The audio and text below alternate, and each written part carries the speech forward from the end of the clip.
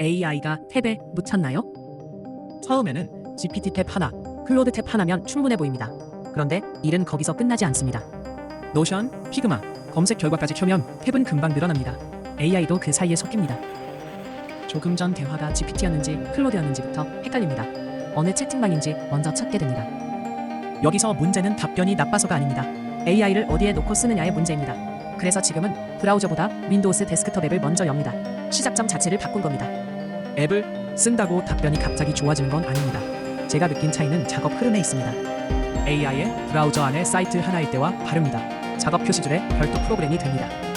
검색, 쇼핑, 영상 탭 사이에서 AI를 찾지 않아도 됩니다. 아이콘으로 바로 돌아갑니다. 포토샵이나 피그마를 열듯이 AI 작업으로 돌아갑니다. 이 부분이 생각보다 큽니다. 최근 챗GPT 데스크톱 앱에서는 챗워크, 코덱스를 구분해 쓸 수 있습니다. 역할이 다릅니다. 이 세 가지를 섞는 순서로 볼 필요는 없습니다.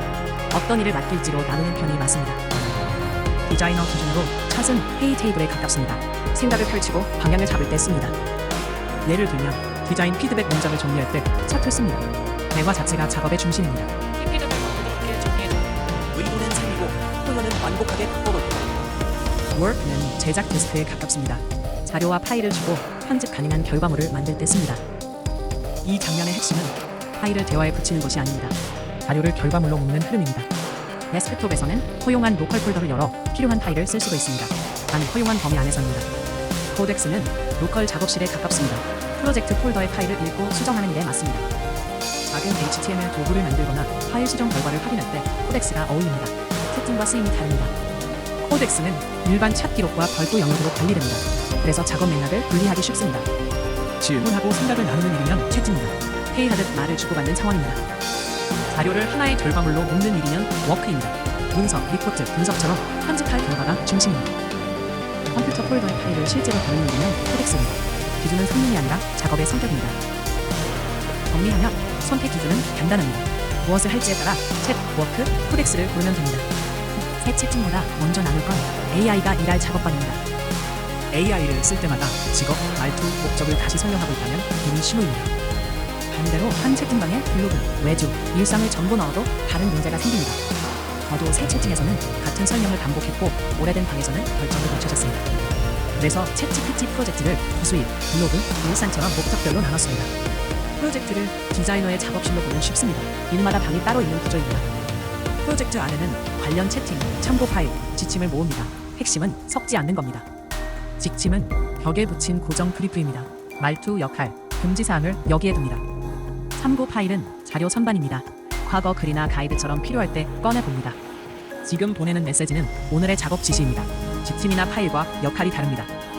이 부분을 하면 지침의 모든 정보를 쏟아넣지 않아도 됩니다. 예를 들어 확인되지 않은 경험은 지어내지 말라는 문장은 지침에 가깝습니다. 이전 블로그 글과 말투 예시는 지침보다 참고 자료로 두는 편이 자연스럽습니다. 그리고 이 자료로 4분짜리 영상 원고를 써달라는 말은 현재 요청입니다. 실제 화면에서도 핵심은 이 세 역할입니다. 채팅, 지침, 파일을 한 목적 아래 놓습니다. 흐름은 사람에서 시작합니다. 먼저 내가 어떤 기억에서 일할지 AI에게 정해주는 겁니다. 기준을 적용합니다.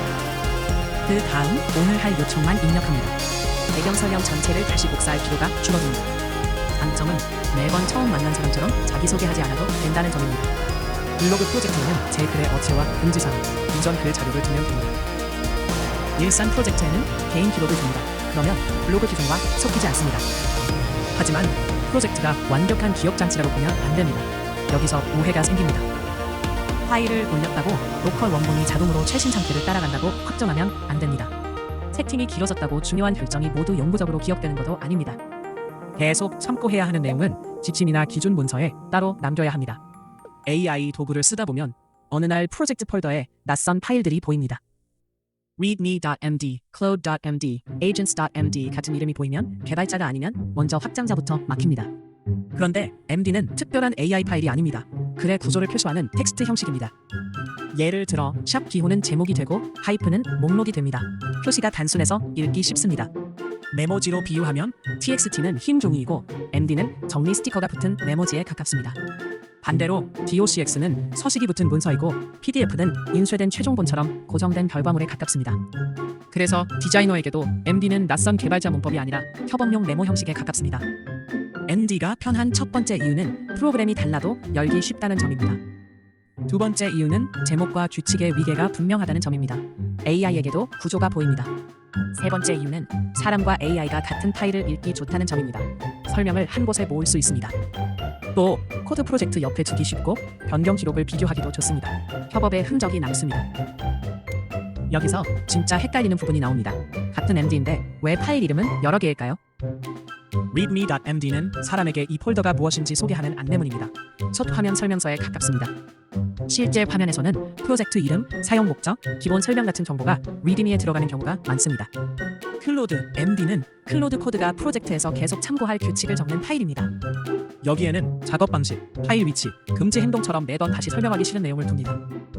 사람이 매번 같은 설명을 반복하는 대신 파일에 규칙을 남겨두는 구조라고 보면 이해가 쉽습니다. 이 규칙은 매번 지켜줘. 프로젝트 규칙으로 참고할게요. Agents MD도 비슷한 목적입니다. 코덱스 같은 다른 코딩 에이전트가 찾아 읽는 안내 파일입니다. 핵심은 파일 형식이 아니라 이름입니다. 도구마다 기본적으로 찾아 읽는 파일명이 다를 수 있습니다. 제 실제 프로젝트에는 클로드.md와 agent.md가 내용뿐 아니라 파일 해시까지 같은 경우가 있었습니다. 이 경우는 규칙이 달라서 두 파일을 만든 게 아니었습니다. 같은 브리프를 두 이름으로 둔 것입니다.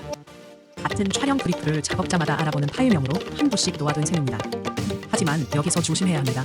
파일이 존재한다고 곧바로 설정이 되어 있다는 뜻은 아닙니다. 조사해보니 제 폴더에도 내용이 0바이트인 빈 클로드.md와 agent.md가 있었습니다. AI 스킬을 85배쯤 설치하면 일이 85배 빨라질까요? 제 기록을 열어보니 답은 꽤 다르게 나왔습니다. 저도 여러 스킬을 모았습니다.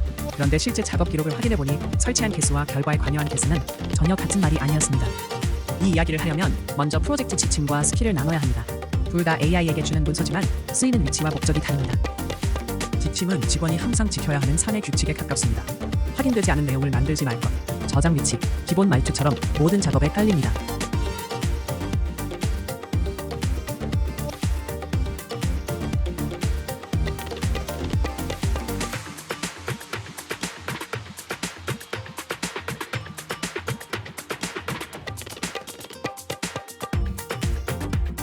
가장 많이 오해한 부분은 여기였습니다. 스킬.md를 챗GPT 프로젝트나 클로드 채팅 프로젝트에 올렸다고 해서 그게 버튼처럼 설치되는 것은 아닙니다. 그 환경에 스킬을 찾아 실행하는 기능이 없다면 AI는 그 파일을 그냥 창고 문서로 읽습니다. 문서가 있다는 것과 절차가 자동 실행되는 것은 다른 문제입니다. 비유하면 매뉴얼을 책상 위에 올려놓은 상태입니다. 매뉴얼이 보인다고 해서 누군가 자동으로 작업을 시작하지는 않습니다. 제 로컬 조사 결과는 꽤 솔직했습니다. 설치된 스킬은 약 85개였지만 클로드 코드 기록에서 실제 결과에 관여한 것은 2종이었습니다. 다만 이 숫자는 클로드 코드 로그만 본 결과입니다. 그래서 클로드 채팅 프로젝트에서의 전체 사용량까지 이 숫자로 확대해서 말할 수는 없습니다. 제가 직접 만든 스킬도 5개가 있었습니다. 하지만 실제 결과물까지 확인된 것은 시각적 DNA 분석 스킬과 콘셉트 번역 스킬 2개였습니다. 오히려 이 결과가 마음에 들었습니다. 많이 설치했다는 사실보다 실제 업무에서 반복해서 쓴 것이 무엇인지 보였기 때문입니다. 좋은 스킬의 시작점은 거창하지 않았습니다. 같은 요청을 3번 이상 붙여넣거나 결과 형식을 매번 다시 설명한다면 그 업무가 후보입니다. 그 다음에는 입력값, 작업 순서, 결과 형식, 좋은 예시를 적습니다. 스킬은 멋진 설명문이 아니라 반복 작업을 안정시키는 절차 문서에 가깝습니다.